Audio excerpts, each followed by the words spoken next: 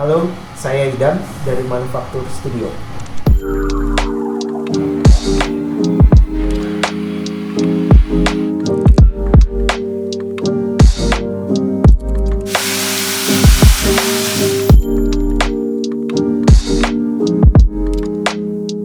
Awal mula kepikir untuk bikin studio sablon tuh gara-gara dulu saya kerja jadi desainer lah di beberapa clothing zaman Barreto lah, yang sekarang juga kayaknya udah nggak ada clothingnya. Nah, cuman awal bersentuhan dengan si dunia produksi itu di sana gitu. Jadi dulu tuh kebetulan kerjaannya tuh kan ngedesain t-shirt. Nah, jadinya saya langsung bersentuhan waktu itu sama beberapa vendor buat matching warna, bikin sampel.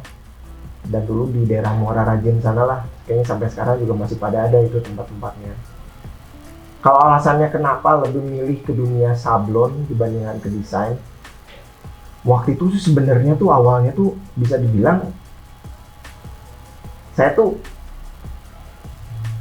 ngebantuin temen sih. Jadi dulu tuh awalnya tuh ada temen, dia dari Jakarta, dia pengen berbisnis di Bandung. Nah, terus dia bingung bisnis apa ya. Cuman dulu saya suggest-nya ya udah bikin tempat produksi deh, karena pada saat itu kebetulan yang cerita yang awal tadi lagi sering desain t-shirt. Nah, buatlah akhirnya tempat produksi itu pas di tahun 2019. Tapi setahun kemudian ternyata si temennya dia cabut dari bisnis. Jadi bisa dibilang ini kayak tercemplung juga gitu, terjebak di bisnis ini. Ya sampai sekarang tapi terus berjalan. Walaupun ya banyak tantangannya ya, pasang surutnya gitu segala sesuatu. Klien pertama banget yang kita kerjain itu dulu Skrimus. Pertama banget. Itu tuh kebetulan karena temen ada yang punya tempat produksi tas. Terus dia tuh mau ngeprint bagian dalamnya, foringnya. Nah, itu kita bantuin tuh si printingnya itu. Saya masih ingat jelas lah, itu klien pertama saya tuh dia gitu, si temen itu. Dan setelah itu yang mulailah berdatangan klien-klien lain gitu. Ya karena dari 2019 jadi cukup banyak ya clothing lama Bandung gitu. Dari mulai 347 zaman awal tuh, terus Oval pernah kita produksi juga, ya Skrimus yang tadi kita sebutin gitu. Itu kalau yang awal-awal sih mungkin, oh itu kayak Jakarta juga dulu banyak, ada Blue Endorse, ada aduh lupa yang Jakarta, cuman seputaran Tebet itulah banyak brand-brand dari sana gitu. Ya sampai generasi sekarang sih banyak juga gitu yang masih jalan di sini. Ambil contoh kayak misalnya Maternal, terus Berak, terus banyak lah, kalau mau disebutin satu persatu bingung juga gitu. Cuman ya itu pasang surutnya lumayan ya, kayak namanya bisnis juga kan ada apa ya, ada sunrise dan sunsetnya. Dan ya karena udah cukup lama nyemplung di dunia produksi dan sablon ini, jadinya lumayan ngikutin gitu, kayak brand yang dari awal muncul, emerging, berkembang, sukses, dan ada beberapa yang mulai perlahan sunset. Cuman itu dinamika sih, dan ya karena hal itu kan beririsan jadinya sama kita gitu di sini sebagai tempat produksi. Jadi ya cukup tahu lah gimana tentang si pasang surut, sunrise dan sunset dari si brand-brand di industri kreatif Bandung dan Jakarta, seputaran Jawa dan lainnya ini. Ya untuk dunia sablon sendiri sih mungkin kan kebanyakan orang masih nganggapnya ini apa sih, cuman ngeprint doang gitu, cuman ngegesut doang gitu. Padahal sebenarnya itu kalau misalnya kita runut lebih dalam, ya dari hulu ke hilirnya itu prosesnya panjang sekali ya. Mulai dari si proses setting dan pecah warna, terus udah gitu mulai di print dan di upgrade. Habis di upgrade mulailah nanti mulai bikin sampel gitu, yang mana itu butuh sensitivitas ya, buat kepekaan seseorang buat cari warna yang sempurna, yang pada ujungnya nanti bisa ngasilin hasil sablon juga yang sempurna dalam artian ya di mata para brand, klien, dan kita juga di sini gitu sebagai tim juga pasti kan punya ada sisi apa ya, ya kayak kepuasan tersendiri lah kalau misalnya bikin hasil sablon yang maksimal dan klien puas. Dan ya ini bisa dibilang sih kalau misalnya bicara tentang silk screen printing tuh, kalau misalnya lihat di luar bahkan gitu ya, banyak loh seniman yang medianya itu menggunakan silk screen gitu. Kayak contohnya Andy Warhol, itu dia karya-karya besarnya semua dihasilin lewat sablon. Cuman mediumnya aja yang berbeda. Kalau di kita mungkin banyaknya lebih ke produksi pakaian jadi, sedangkan mereka, atau sebut aja tadi Andy Warhol, dia lebih spesifik silk screen on canvas. Jadi ini sablon tuh karya seni, jelas. Kalau untuk perihal mekanisme kerja kita ya, salah satu yang saya selalu bilang gitu ke anak-anak gitu di sini gitu ke tim, seandainya satu gambar hasilnya maksimal harus dipecah dalam jumlah warna yang banyak, ya kenapa nggak dilakuin gitu. Karena semisal nih dia adalah satu media gambar nih, satu desain, wah ini ternyata kalau mau maksimal harus dipecah ke 15 warna, terus kita cut nih si 15 warna ini jadi cuma 8 gitu misalnya, ya hasilnya jelas itu nggak akan maksimal gitu. Jadi ya mungkin salah satu apa ya, bisa dibilang ya SOP kita lah gitu. Kita pasti mengusahakan yang terbaik untuk si hasil printing dan semaksimal mungkin, dan detail is a key. Jadi salah satu kunci yang ya coba kita jaga dan kita maksimalin ya di detail dari setiap warna dan hasil sablon. Kalau untuk si apa ya, dinamika dan si kesulitan yang sering dihadapin di sablonan sih, mungkin saat ini itu jauh lebih rumit dibandingkan beberapa tahun ke belakang gitu. Karena di era-era awal kita buka si studio sablon ini, desain brand tuh cenderung minimalis gitu, kayak paling 1, 2, 3 warna gitu ya. Mungkin juga karena kan kebetulan saat itu klien-klien kita juga karakter desainnya seperti itu ya, ya sebut aja kayak 347 awal-awal gitu desainnya waktu zaman era Uncle gitu, atau Oval gitu. Desainnya kan sederhana kan ya, simbol-simbol, logo, satu warna. Sablon juga seringnya tuh pakai discharge, kadang pakai flocking gitu yang dulu-dulu, atau super white gitu. Warna juga dikit jumlahnya lah, nggak kayak saat ini. Kalau sekarang ya itu tadi gitu, dengan desain karakter saat ini yang cenderung eklektik, campur aduk, warna-warna yang striking, tipografi yang padat gitu ya, kayak layaknya desain 90-an ya mungkin bisa dibilang gitu. Ya lumayan situasinya jadi lebih rumit ya. Apalagi kayak sekarang tuh kan lagi banyak banget ya kerjaan dari merchandise band yang masuk ke sini. Ya di saat bersamaan emang musik Indonesia juga lagi grow up banget gitu ya sekarang, dengan banyaknya festival.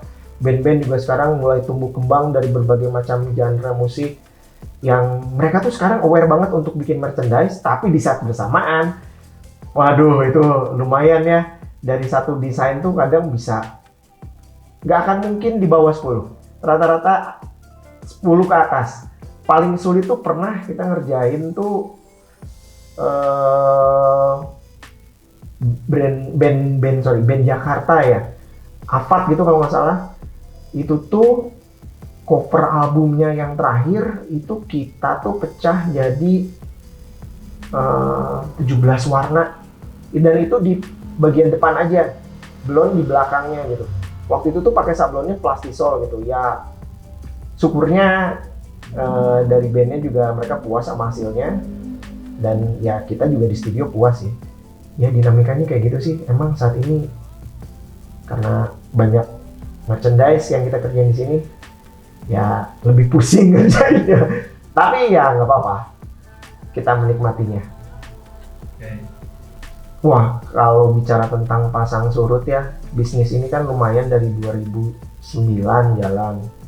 Ya tantangan terberat ya mungkin pas di 2020 pas pandemi. Ya dan di saat bersamaan waktu itu tuh kita baru pesan pindah juga dari studio yang lama ke studio kita yang baru di sini gitu. Yaitu si klien tuh masukin kerjaan ke kita tuh menurun drastis tuh signifikan ya. Bisa dibilang sampai 60 sampai 70% lah. Dan di saat bersamaan juga kan gimana caranya harus bisa tetap survive gitu di situasi itu gitu.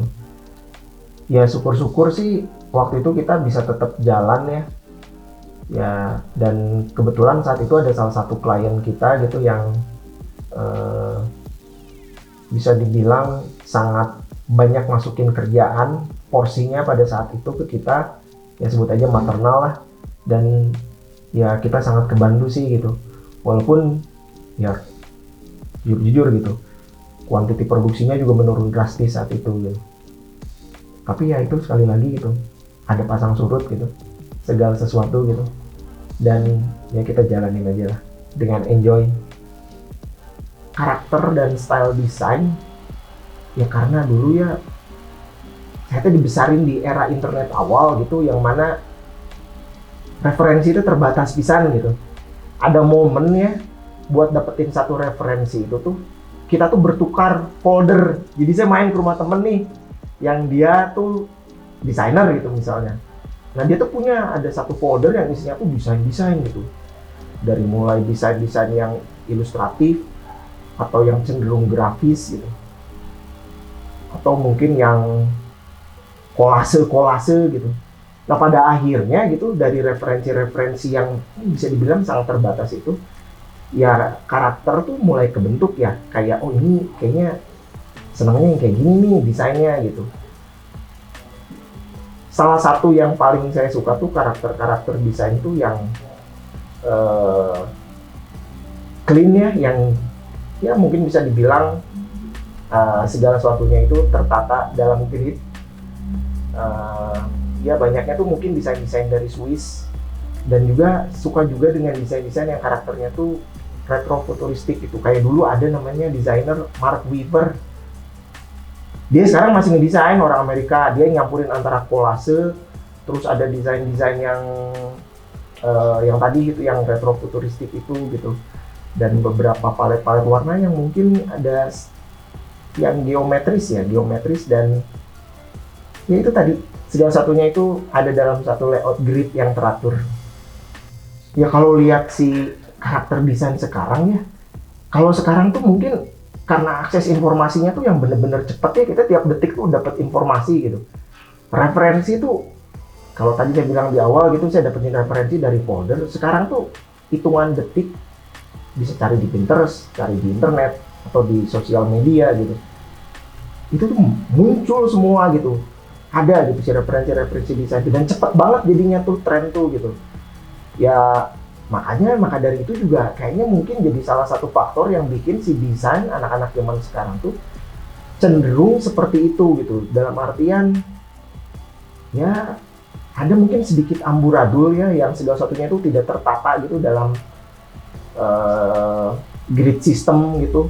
Terus nyomot dari satu karakter masa desain era tertentu gitu, kayak sekarang nih 90-an gitu, yang cenderung warna-warni, colorful, terus quirky gitu, dalam artian pemilihan font gitu dan tipografi juga yang nyeleneh lah bisa dibilang gitu. Tapi ya itu tadi gitu, balik lagi gitu, kayaknya sih mungkin hal tersebut tuh ekses dari si banjirnya informasi yang sangat cepat itu gitu.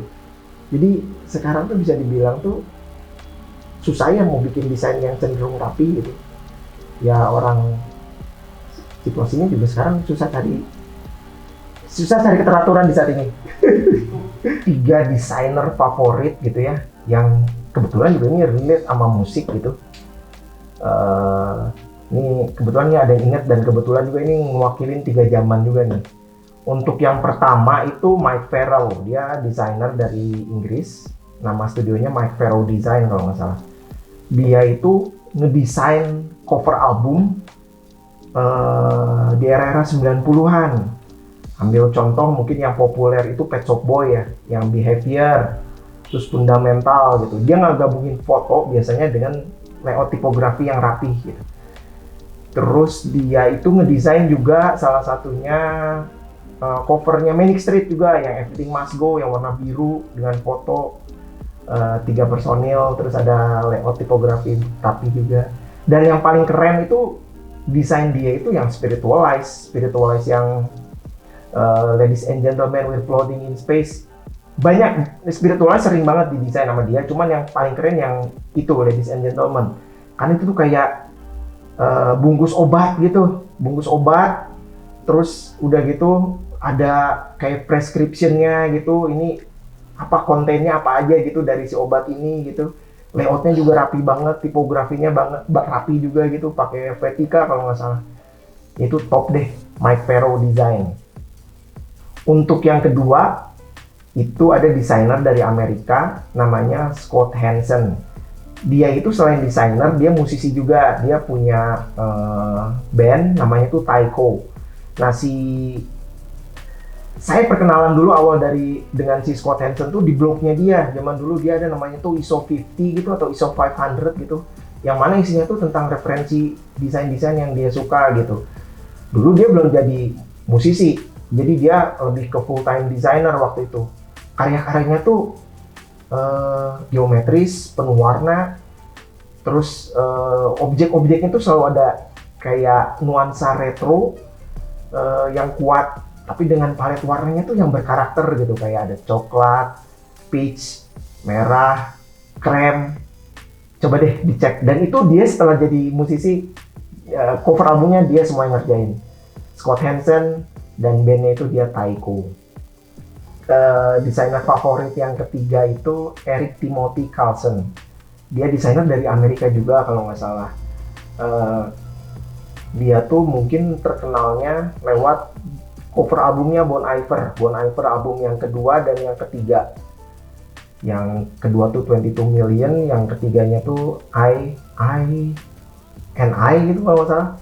Nah, yang paling saya suka itu di yang I. Kebetulan saya punya juga tuh si vinilnya dan saya beli juga posternya. Dia tuh gabungin kayak kolase foto dengan objek-objek warna yang paletnya juga cenderung warna-warni gitu. Dan layout tipografinya sebenarnya yang dia tuh nggak bisa dibilang nggak se-clean karakter desain yang saya suka gitu. Cuman justru di situ kerennya gitu. Walaupun dia berantakan, tapi segala sesuatunya tuh seakan tuh masih ada di placementnya tuh di posisi yang tepat gitu. Jadi dia ngegabungin sama font tipografi yang berantakan, palet warna yang striking, terus ditambah dengan fotonya sih yang menarik. Coba deh nanti dicek aja si cover albumnya Bon Iver yang I. Oh, keren banget. Desainer lokal. Ya, salah satu referensi awal gitu, melihat oh ternyata ada desain semenarik ini tuh ya salah satunya Om Dendi ya, 347 gitu. Ya masa-masa itu tuh kalau nggak salah saya pas lagi SMA menjelang lulus deh, yang mana di saat bersamaan tuh kayak baru ngeliat gitu, melek ke oh ini ada namanya dunia desainnya. Dan dunia desain itu ternyata ada yang namanya seni grafis gitu. Dan di saat bersamaan waktu itu tiba-tiba muncul nih ada brand lokal gitu, Uncle 347 gitu. Dulu namanya masih 347 Board Rider gitu. Dan ya itu inspiratif banget sih. Maksudnya dari desain-desainnya gitu, dari palet warnanya gitu, dari karakternya. Ya pada momen itu tuh nggak ada sih kayaknya yang bikin seperti itu gitu. Dan saya yakin banyak selain saya yang terinspirasi juga sama Dendi gitu. Dan pada akhirnya satu persatu mulailah bermunculan brand-brand gitu. Ya jadi salah satunya Dendi 347. Turnuun Om Den. Kuliner, makan, wah lumayan hobi masalahnya makan mah. Saat ini teh yang sering dikunjungi gitu dan niat pisan gitu. Karena lokasinya lumayan agak jauh dari kota Bandung teh ya, setengah jam. Itu tuh ayam kukus Pasundan. Terbaiklah itu. Masalahnya beda pisannya. Ayam kuning itu kan biasanya kita mah digoreng. Rata-rata kan gitu. Nah ini dikukus, tapi masih pakai bumbu kuning. Ada ditaburin jahe. Wah, terbaik lah pokoknya. Kudu nyobaan eta ayam kukus Pasundan. Kan siap-siap aja antri.